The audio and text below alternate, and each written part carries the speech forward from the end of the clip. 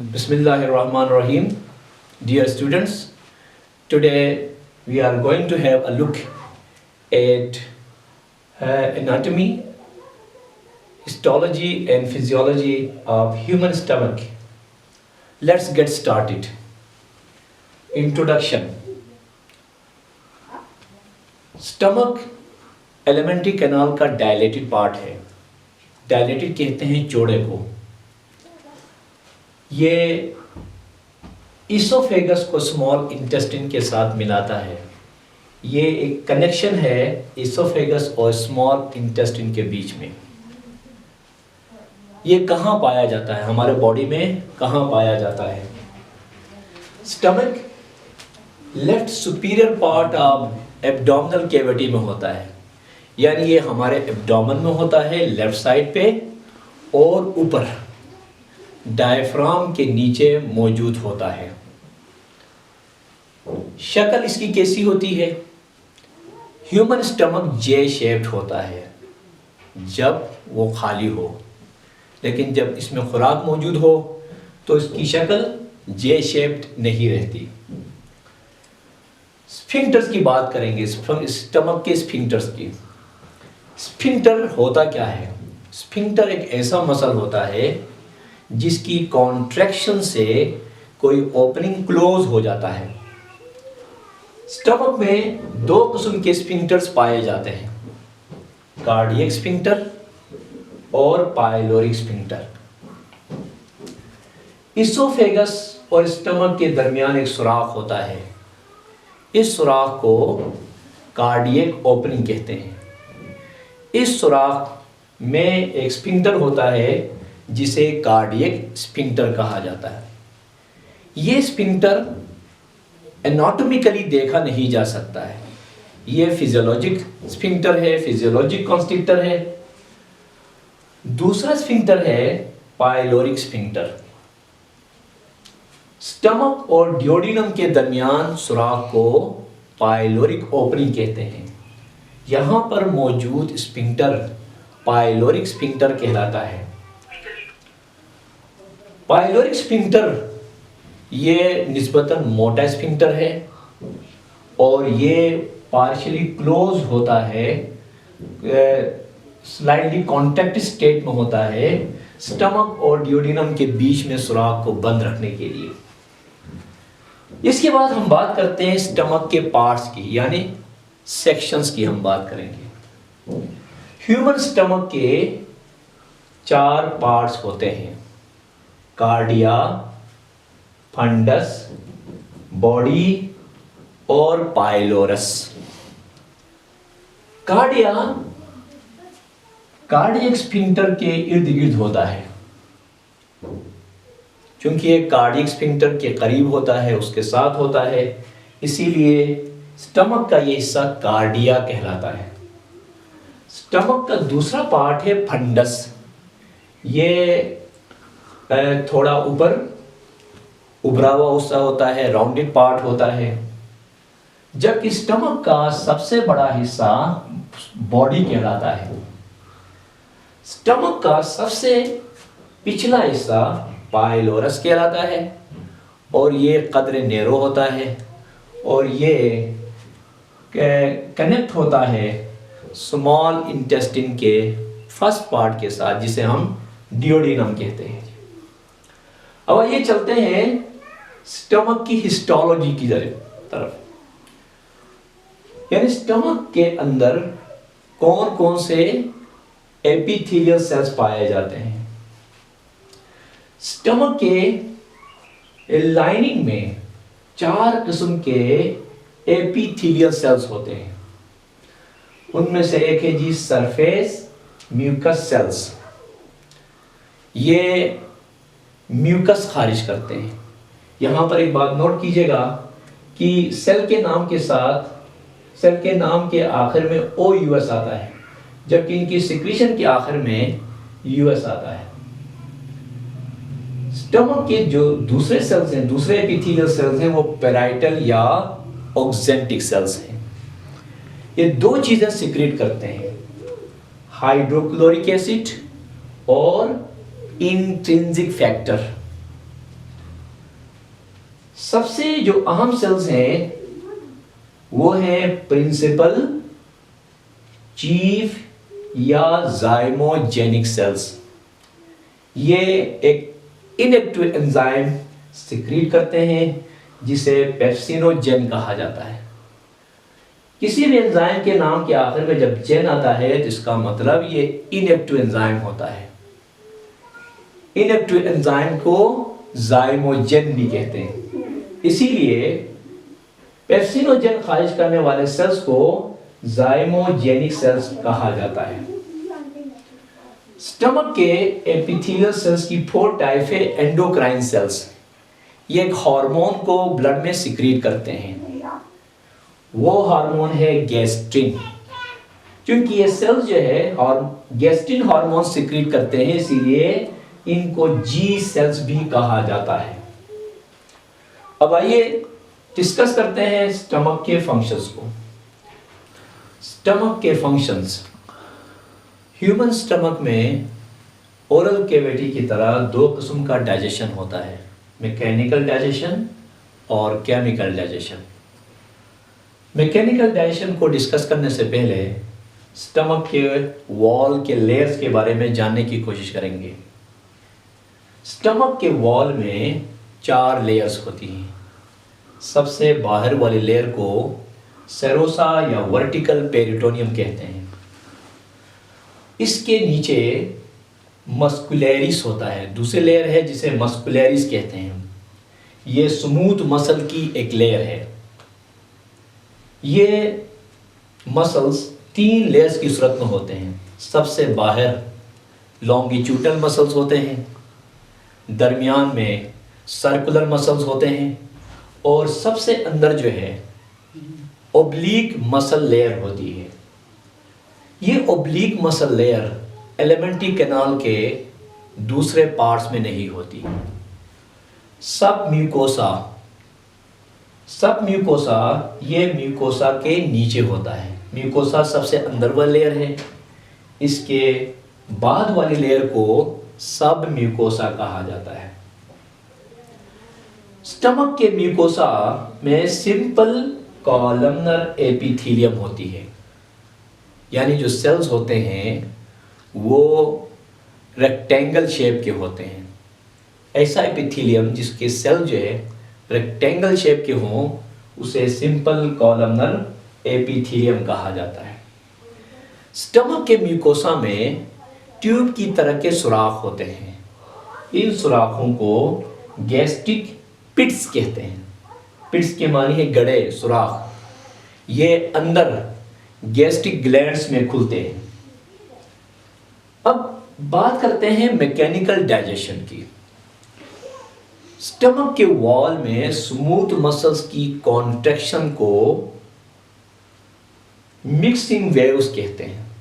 Stomach के wall के जो स्मूथ मसल्स हैं उनमें कॉन्ट्रैक्शन होती रहती है। इन कॉन्ट्रैक्शंस को मिक्सिंग वेव्स कहा जाता है या स्टमक का चर्निंग एक्शन कहते हैं। इस चर्निंग एक्शन के नतीजे में स्टमक की कैविटी के अंदर, स्टमक के ल्यूमन के अंदर फूड की फर्दर ब्रेकडाउन होती है। इस फर्दर ब्रेकडाउन को ही हम मैकेनिकल डाइजेशन कहते हैं। न सिर्फ चर्निंग एक्शन से फूड की मैकेनिकल डाइजेशन होती है, बल्कि ये गैस्ट्रिक जूस के साथ थरोली मिक्स हो जाता है। मैकेनिकल डाइजेशन के नतीजे में और गैस्ट्रिक जूस के एक्शन की वजह से स्टमक के अंदर फूड एक गाढ़े सूप लाइक मिक्सचर में तब्दील होता है जिसे कायम कहा जाता है। The thick, the viscous soup like mixture produced in the stomach is known as chyme. Stomach का दूसरा फंक्शन है केमिकल डाइजेशन। ये स्टमक की सिक्रीशंस के जरिए होता है। स्टमक की सिक्रीशन में जैसा कि हमने पहले बताया mucus, HCl intrinsic factor, pepsinogen और गैस्ट्रिन शामिल है जी। म्यूकस एक थिक अल्कलाइन सिक्रीशन होता है।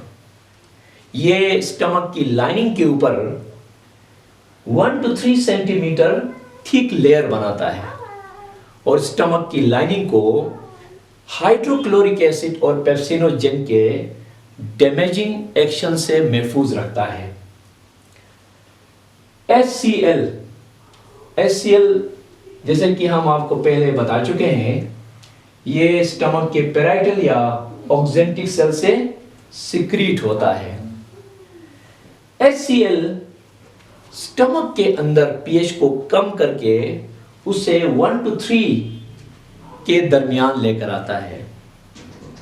इसके कई फंक्शंस होते हैं। HCl इनएक्टिवेट करता है सेल्यूलरी एमाइलेज को, जो डाइजेशन, कार्बोहाइड्रेट की जो डाइजेशन ओरल कैविटी में स्टार्ट हो गई थी, वो स्टमक में आकर स्टॉप हो जाती है। इसकी वजह यह है कि HCl सेल्यूलरी एमाइलेज को इनएक्टिवेट कर देता है।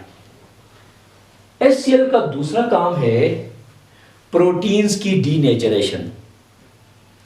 HCl फूड में मौजूद प्रोटीन्स पर एक्ट करता है और उन प्रोटीन के मॉलिक्यूल्स को अनफोल्ड करता है, जिसे प्रोटीन्स का डीनेचर होना कहा जाता है। इस अनफोल्डिंग से फायदा ये होता है कि प्रोटीन डाइजेस्टिंग एंजाइम जो है पेप्टाइड बॉन्ड्स तक आसानी से पहुंच जाते हैं।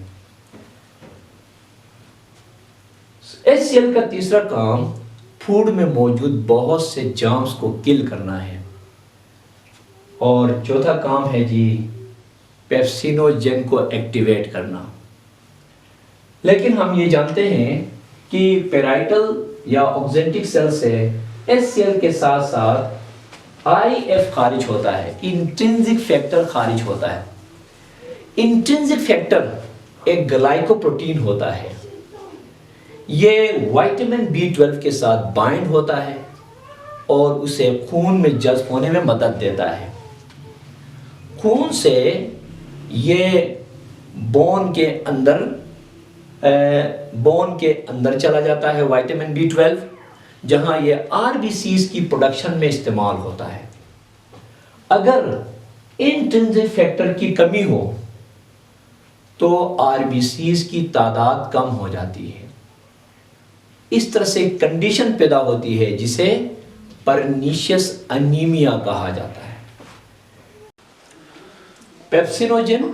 पेप्सिनोजेन इनएक्टिव एंजाइम है, लिहाजा ये ज़ाइमोजेन या प्रो एंजाइम कहलाता है। किसी भी इनएक्टिव एंजाइम को ज़ाइमोजेन या प्रो एंजाइम कहा जाता है। पेप्सिनोजेन की प्रोडक्शन स्टमक के चीफ सेल्स के अंदर होती है। जब इन सेल्स को स्टिमुलेशन मिलती है तो ज़ाइमोजेनिक ग्रेन्यूल्स के अंदर मौजूद पेप्सिनोजेन बाहर खारिज होता है एक्सोसाइटोसिस के अमल से। स्टमक के ल्यूमन के अंदर पेप्सिनोजेन एक्टिवेट होता है पेप्सिन में। पेप्सिन इस एंजाइम की एक्टिव स्टेट है। पेप्सिनोजेन में 44 एडिशनल अमीनो एसिड्स की एक चेन होती है। ये चेन पेप्सिनोजेन एंजाइम के एक्टिव साइट को छुपा लेता है। HCl 44 अमीनो एसिड की इस चेन को रिमूव कर देता है और इसका एक्टिव साइट एक्सपोज हो जाता है।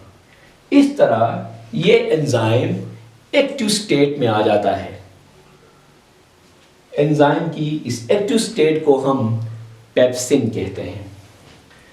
पेप्सिन, जैसे कि हम नाम से अंदाजा लगा सकते हैं, ये प्रोटीन्स पर एक्ट करता है और प्रोटीन्स में मौजूद, प्रोटीन मॉलिक्यूल में मौजूद खास पेप्टाइड बॉन्ड्स पे अटैक करके उन्हें छोटे पेप्टाइड्स में कन्वर्ट कर देता है। ये प्रोसेस जो है ये केमिकल डाइजेशन है, यानी पेप्सिन एंजाइम के जरिए प्रोटीन्स की, पॉलीपेप्टाइड्स की स्मॉल पेप्टाइड्स में कन्वर्जन, ये फूड का केमिकल डाइजेशन है। क्योंकि पेप्टाइड्स ये सिंपलेस्ट मॉलिक्यूल्स नहीं हैं, लिहाजा इनकी फर्दर ब्रेकडाउन होगी। तो हम ये कहेंगे कि प्रोटीन की ये जो डाइजेशन है वो मुकम्मल डाइजेशन नहीं है, ये पार्शियल डाइजेशन है। तो स्टमक के अंदर सिर्फ प्रोटीन्स की डाइजेशन होती है और वो भी पार्शियल। इसके बाद हम चलते हैं गैस्ट्रिक जूस की सिक्रीशन पर नर्वस सिस्टम और गैस्ट्रिक हार्मोन का किरदार। एक इंसान में रोजाना 2 से 3 लीटर गैस्ट्रिक जूस खारिज होता है और गैस्ट्रिक जूस की सिक्रीशन नर्वस सिस्टम और हार्मोन्स के कंट्रोल में होती है। नर्वस सिस्टम का किरदार क्या है? गैस्ट्रिन हार्मोन की सिक्रीशन में नर्वस सिस्टम का क्या किरदार है? गैस्ट्रिक जूस की सिक्रीशन में क्या किरदार है?